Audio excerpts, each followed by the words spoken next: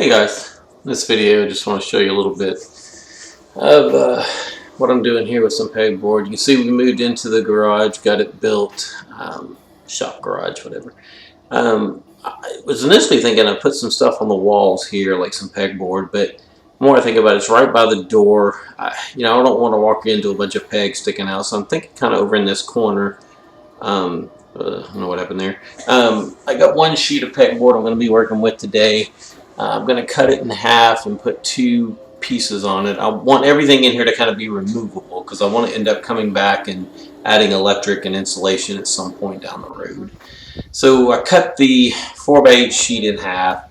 Just got some little 1x2s. I had a few that were using another project and got some additional ones that kind of framed out around the pegboard just to give it something to kind of secure it a little bit.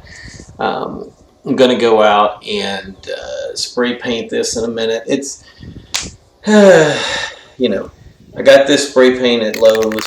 Not my favorite. Get it all shook up and get ready here.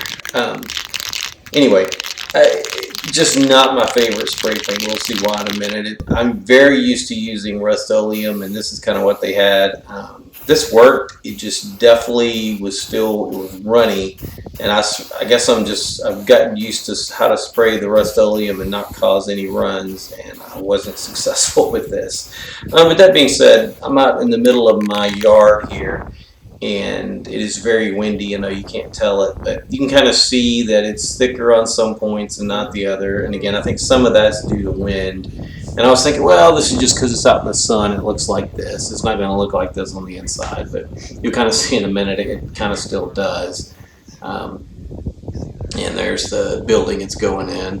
Got the burn pile going there, getting rid of some random scraps of wood and some other stuff.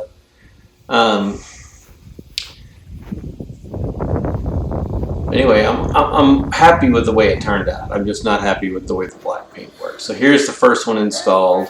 So I did end up screwing that into the metal C-channel up above. Just some screws dropping down through the C-channel into the wood, and it seems to hold it fine. I'll probably build some bracing under there, but you can see how it looks even inside. So I may just get some regular paint and go over that, give it a little bit different look. Well, thanks for watching, guys. Y'all have a good day.